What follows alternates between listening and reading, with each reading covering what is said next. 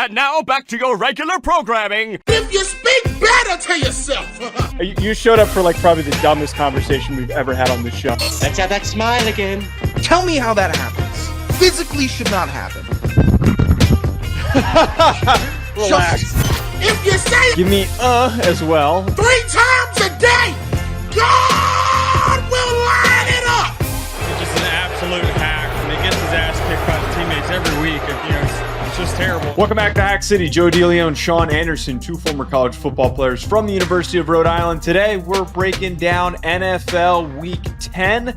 All that coming up and more. Before we get there, though, Sean, can you share with our listeners a quick word from BetOnline? I'm not a sports bettor that will ignore a hot hand, Joe. So the Thursday night football line game with Joe DeLeone carries over to Monday night. We got a line from BetOnline for Dolphins, Rams. Rams favored by 2.5. Wait. Why are you giving out a Monday night line? This thing's getting posted probably right an hour before kickoff. Why wouldn't I post it at least now? BetOnline wants us to incorporate lines, you jackass.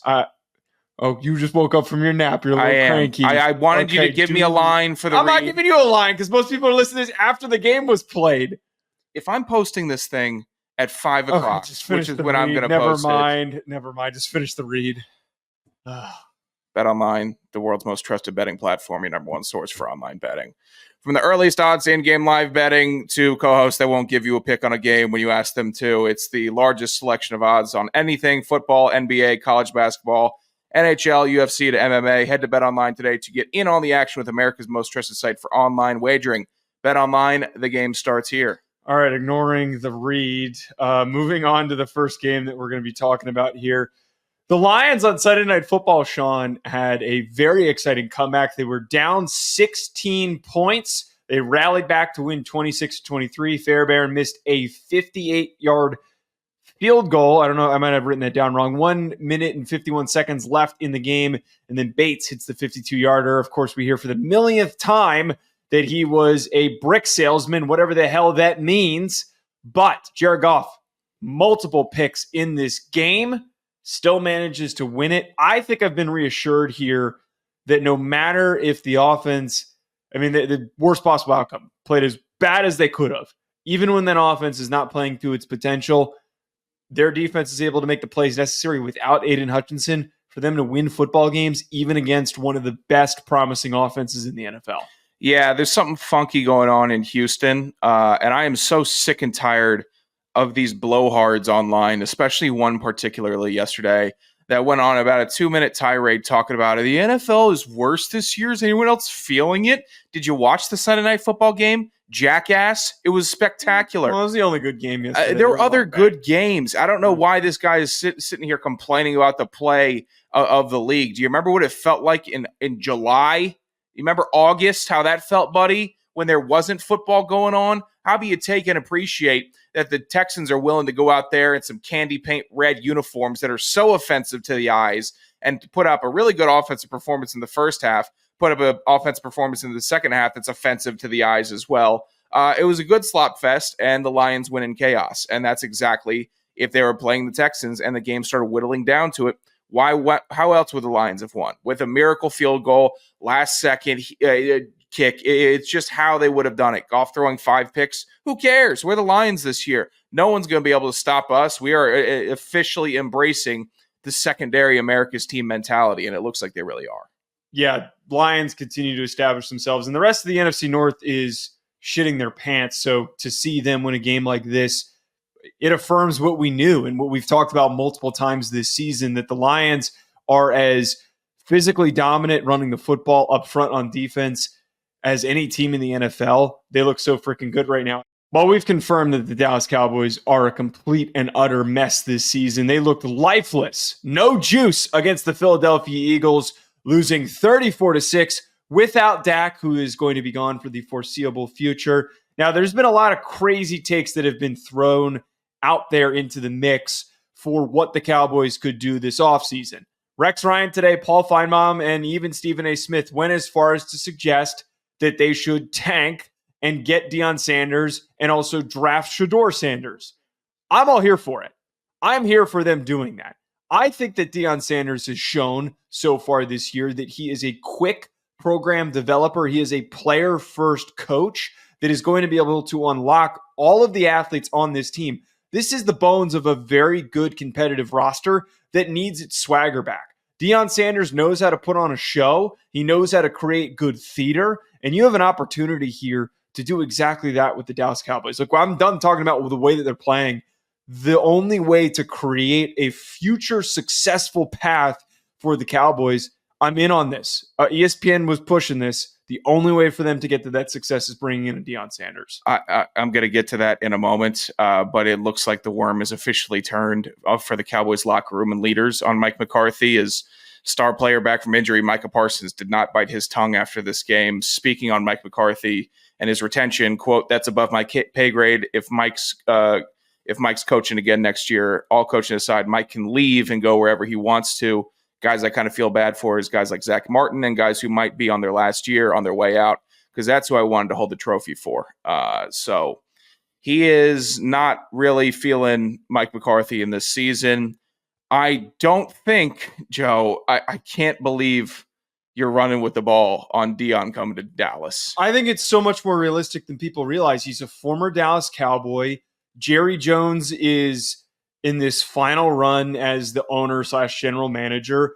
Why not go out with a bang? Mike McCarthy's not accomplishing that. There's nobody, unless you go get Ben Johnson, or Bobby Slowick, who his stock has kind of simmered a little bit.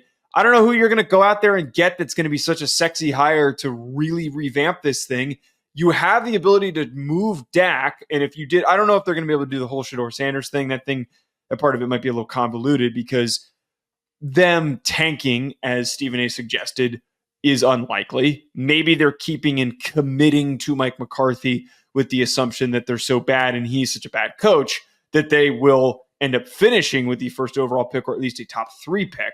But you'll be able to move Dak Prescott, who you just signed to a long-term contract. He's not bad enough that he's not a bad quarterback, obviously. He's not to this degree where he's going to be unmovable in the trade market. You're actually going to have an easier time, I would argue, that you already have him secured and locked in for an extended future. It just might be difficult to fit him within a team's cap structure. So you have this chance to hit the ground running with a completely new direction next season, which is something that just never happens for teams that are trying to regain their footing. I think Deion I like what he's doing in college. His comments about coaching in the pros aside, maybe he would even have the foresight to say that this is too many chefs in the kitchen in Dallas, and he might not want to work with Jerry. And he seems like a guy that wants to have his own style and work under autonomy, or full autonomy. And I don't think he'd be able to get that in Dallas. I think that there are some sexy options. Mike Vrabel, bring him in. That could be an option. Bill Belichick is an option. I know that there was a bunch of rumblings that he would only go to teams in the NFC East and the Northeast, hint Giants or Eagles, but I think that he could be bought to coach the Dallas Cowboys. So those are the two that I would target big time in the offseason. I would not mess around with Deion Sanders. Maybe I'm not. That's not saying I wouldn't make a call, see what it is, but I mean, Ben Johnson, fine. You pitch that, you're going to have a lot of people excited about a big play caller doing it. They should have hired Dan Quinn last year.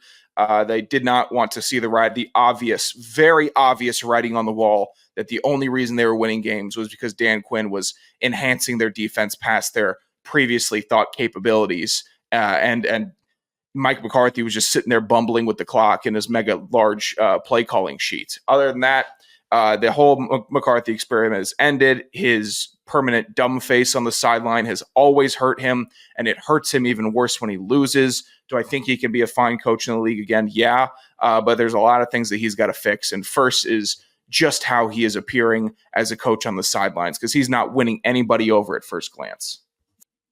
Former Roadie Ram Darren Rizzi got his first victory as the interim head coach for the New Orleans Saints over interdivisional rival the Atlanta Falcons, 20-17.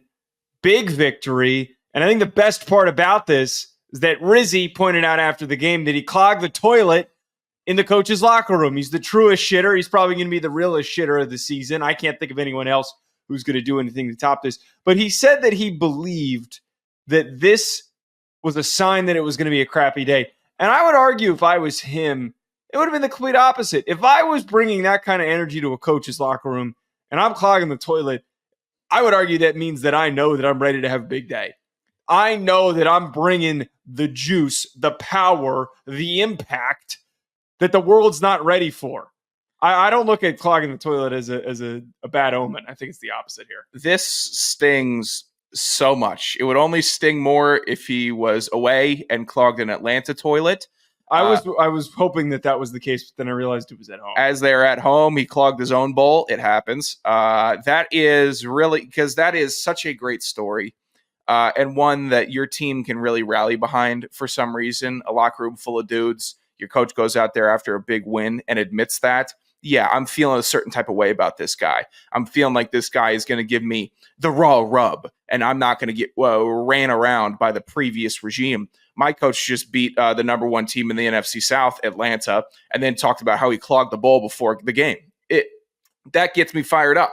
I wish my coach did this. I wish Raheem Morris came out and said that he pissed over all over the lid or didn't wash his hands, anything like that. Instead of just I don't know if that's something that would sell me on. Anything like that after a win. But no, sitting there with a loss to a 2-7 Saints team after the coach did that before the game, awful. It was an awful omen. It was a terrible game. Younghoe Koo, I'm tired of people saying that he should be kicked off the team or we need to cut him. No, he's a Falcons legend at this point, which it says a lot about the state of Falcons legends historically. But he's going to have to just get his mechanics back to how they were in 2022. He's cutting his stance way too short to the holder. He's way too tight, pushing and pulling all over the place. He doesn't have that feel for his spot. Get it back, nail some kicks. He missed 3. Atlanta lost the game. It was awful. Did you see the Kirk Cousins back-breaking pick in the 4th? I did see that. It was back-breaking. Did you see Kirk Cousins throw him before the sticks on the final play of the game? I did. That's Kirk Cousins for you. So everyone at work, hey, Sean, you're an Atlanta guy. How do you feel about Kirk? All I say is, it's Kirk. And they know exactly what I'm talking about. And that's that same shit that he did in Minnesota, the same stuff he did in Washington. But I'm learning to take the good with the bad. I just really wish it didn't happen against your bitter rival. And look at this. He did. He did it all in my face yesterday with the bitter rival. You never know. Maybe there's a chance that Rizzy could go on a little bit of a run here as the interim coach, but we're not going to make that projection after one game. He has been lauded, though, I will say. Rizzy is somebody who has been lauded for a very long time as one of the best special teams coordinators in the NFL. I've always wondered, why he had never received a head coaching opportunity. Again, he is somebody who, there are people, us being former Rhode Island football players, there's been plenty of times where I've had people come up to me and be like, oh, do you know Darren Rizzi? Have you ever met him? And I'm like, no, why would I have the ability to, that we don't just roam around as Rhode Island football players. We've got a group chat. I wish. But he has been around for a very, very long time. And him not getting this head coaching opportunity until now, maybe if they do finish the season strong and his connections to the organization where he's been there for a very long time, that he could be the man who takes over the job. Man, people were hard up to mention that he was involved with special teams so much as he was, which I'm starting to kind of like if the interim was involved in special teams, because that lets me know, every player on the team, all of the minutia of the squad, of the machine. If you are calling the people to go out, and it has to be picture perfect in the NFL, top to bottom, you can't make one mistake on special teams. It will cost you a game. I think that instills, I like that. It instills a little bit of faith in me. I know, was it Judge that was the special teams guy from New England that went to New York? Yeah, he didn't work. Harbaugh's the only last one who's obviously worked. And it's very infrequent that these special teams guys get these opportunities. That was a Belichick tree thing, though, when we know his tree is off. At least Rizzy showed some emotion on the sidelines with the Jersey guy face, and we're cutting commercials, so here's a big zoomed-in face of him and his locked jaw and his two hog lip. I liked it. All right, a little bit of emotion out of the guy. Here's the only concern with Rizzy. He hasn't been a head coach since 2008 at Rhode Island, and he was 3-9. And then previously before that, he was the head coach of New Haven, where they were 15-14. So he's not exactly, he was young. So, but there's not exactly a track record of him being a highly successful head coach. Well, go out and get it then, man. Go ahead. You got your shot. I got a buddy on New Haven right now. Do you actually? Yeah. It's doing okay. The New York Giants lost again, 20-17 in Germany. Fumble in overtime by Tyrone Tracy. Now, I was watching this game, and I was thinking to myself, Daniel Jones is really going to do it. He is going to march down and pull off a game-winning drive, and the Giants are going to fall even further out of the first overall pick conversation. But thankfully, Tyrone Tracy, bless his soul, he was very upset after the game. And I think that he needs to be lauded as a hero because he has saved the future of this franchise. Daniel Jones sucks. He threw 2 interceptions in this game. And there is now one more proof of why to get rid of Daniel Jones. A lot of people are saying the nail's in the coffin, it's done. But 2 wins. A lot of teams that shouldn't have won this weekend that won. The Patriots were one of those teams. Now the Panthers. Saints got one. You're in better positioning. I smell an opportunity to draft your next quarterback. I thought you were going to say something about Tyrone Tracy and reading the offensive he's line. An amazing player. He's the future of the offense. He had a great game. This is my whole point. He had a great game, and we need to acknowledge that he provides a needed spark to the offense as a runner. He's got great vision. He's a very fluid cutter. Mm-hmm. He attacks space very well. Huge steal. I really liked him coming out of Purdue. And you've got Malik Neighbors, who continues to make big plays throughout games despite having a moron throwing him the football. You have 2 potential highly productive players, one who will be a star in Neighbors. And now, because Tracy subconsciously knew that he needed to set his team up for future success, they're going to get that first overall pick. That is definitely a different spin than I think a lot of people on the WFAN are taking today. Forget the Cowboys getting Deion Sanders, man. I think that we're getting closer and closer to prime time in New York. I'm telling you, Brian Daboll, when he showed up in New York, he was a ball of energy and fire and positivity. And it's the same thing that happened with Robert Saleh, where now he just looks like a corpse at the podium. It looks like a drag. It looks like he's he's talking to the dental assistant before he's got to go get a root canal every time he's addressing the media after a loss. I don't know. Certainly this Giants team is awful, and I don't know if he's doing much to help them, but they are so bad and they play so poorly on the field that I don't even know how much of the fault goes to Brian Daboll at this point. It has to be a top-down ownership regroup. They should move to Des Moines. This team is awful, Joe. I'm really I have my complaints about Atlanta because their loss might affect their playoff seeding and who they play. First round exit, they play a better team because of a lower seed. You're overjoyed that you might have because since the last Super Bowl that we've won, we have waited in this annoying shallow end of the pool where we're not going deep enough to be competitive, but we're also not getting out of the pool to completely start over and reset. We're just standing there ankle deep in water, hoping for something to happen, expecting that things are going to change. It is just a constant reset where they keep trying to win when they're not ready to win. And they are competitive for one season and they think that means that they're ready to win a Super Bowl, but they're not. The commitment to Daniel Jones was the mistake that they made that brought them back to this path. And right now, there is also not a decision by Daboll. I'm trying to find the exact quote where he said that they're not committing to benching him after the bye week. I think that Daboll, by these decisions and these actions, could very well cost him his job. If you're not, after seeing what you have seen, there's no reason to stay committed to the guy. Why would you not move on and jump to just see what you get from Drew Lock? Yeah. Oh, Jesus. I thought that was your backup. I was hoping it wasn't true. That is not a certainty. How much worse? We've seen all these other. This is where the insanity comes in. We've seen all these other teams give up on after a very short period of time where they think that they're competitive. The Panthers with Bryce Young. We saw it with Anthony Richardson with the Colts. They're not afraid to give up. they're not afraid to let's try something different, because what's working right now is it's not getting the job done. How can you keep trotting the dope out there when he can't play? He's never been good. He's never positively impacted the game. He constantly just negatively impacts them.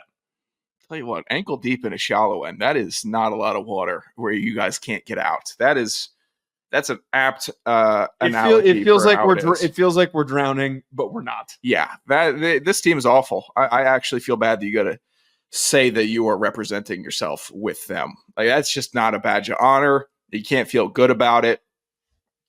Top down, awful. Yeah, Jesus Christ. I don't know. Maybe you do go with Drew Lock. Maybe you just get Daniel Jones. You know what? No, you stick it out with Daniel Jones if you really want the bad record, because the worst thing you want is him coming back after 2-3 weeks with some fresh eyes, and he's not in the game. He could take an outside look at it. What would I have done here? Take that into the next game, and then actually start playing well. That's the last thing you want, Joe. I would keep him. I would stick him out there for the rest of the year. The Steelers beat the Commanders in what was probably one of the few competitive games this week. Late game touchdown. Mike Williams, who they brought in from the Jets, had a 32-yard go-ahead score. And also what I found very interesting, there were comments after the game from Mike Tomlin shutting down comparisons between Jaden Daniels and Lamar Jackson, saying that we've got Lamar Jackson coming up, basically making it seem like it was no problem for them to beat Jaden Daniels and the Commanders. I keep coming back to this, and we've said it a couple of times. The Steelers deservedly, with Russ at quarterback, are looking like a top 3 team in the AFC. They are playing defense at a high level. Their passing attack has been super steady. Their offense has just been productive enough where their defense is carrying them. It's much stronger than what it was over the past couple of years, where they did not have an answer, and it was Kenny Pickett and Mason Rudolph and all those different guys that were being thrown into the fold. This team can win playoff games. I don't know if they're ready yet to go on a Super Bowl run, but considering how closely the Chiefs are barely surviving games, who says that they can't beat a team like Kansas City? This is one of the big shockers of the season for me, as I thought Russell Wilson, his faults couldn't be overcome. I thought that he would never reach half the form of peak Russell Wilson, which was a fantastic player. And if you're in your mid-30s, you could only aspire to be half the player Russell Wilson was in his prime. But I am consistently being impressed with this Steelers team. They got killers on defense. Their offense is good. They had a crazy fluky turnover from Jalen Warren that got stripped right on the goal line. It shouldn't have been as close as it was. You shouldn't have needed the Mike Williams go-ahead touchdown. They should have already been up 7. Their defense is good enough to keep a potent Washington offense from scoring and keeping it close in the fourth quarter. It's a really solid bunch. And the funny thing about the new money Manders is what I'm calling them and their fans. The Jaden Daniels effect. I've seen Did you come up with that just now during the show. The new money Manders, because they got new money.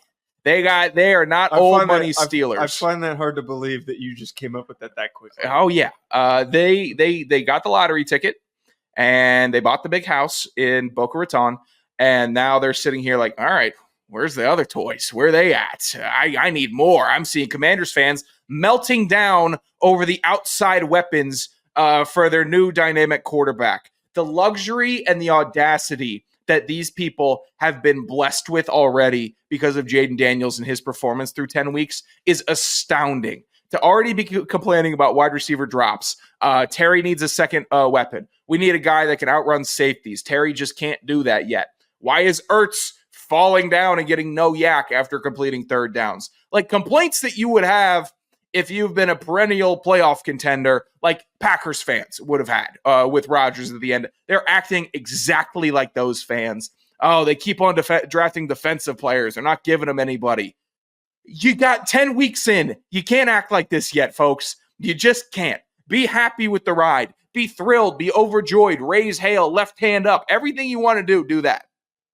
But going to the complaint tree is not your route of a sympathetic, plucky young team. Just be excited. that you were in a game with a team full of killers like the Steelers. Well, and it's just like last year with the Texans where they showed so much promise. There were so many huge steps forward. You have the young quarterback that's clearly the future of your franchise for the next decade plus, but they still needed to add to their offensive weaponry. Like there's still holes. There's still things that need to get fixed. There's a path for this team to be great in the next few years and to continue to play this well. But a little bit of reality sets in when you play a game against a really well-coached team like the Pittsburgh Steelers. There shouldn't be any impatience. There shouldn't be any frustration. It's just the reality of how the NFL works. Sean, another young quarterback, though, that played horribly yesterday. This whole team, the Chicago Bears, lost 19-3 to the New England Patriots. Caleb Williams was sacked 9 times. New England had 8 in the last 6 games, and they were able to get to him 9 times in this game. A lot of calls for Eberflus's job. That remains to be seen what happens. I'm sure that there's a little bit of a pause on, all right, let's wait until we see this thing, if it completely falls apart or if there is any room for bounce back. Offensively, Shane Waldron not getting it done whatsoever. One thing's abundantly clear. Chicago needs to be super aggressive in rebuilding this offensive line this offseason. And they can't do the Giants approach to ways that they've tried to do it over the past 5 years where they just bring in a bunch of cheap options and hope they work out. No, you need to spend, and I know that this is not a good draft class for offensive linemen, especially tackles, but you need to spend early draft capital on getting Will Campbell, Kelvin Banks, Tyler Booker, Jonas Savanea, any of those guys early on in the first round, and then possibly signing or trading for a big name starter.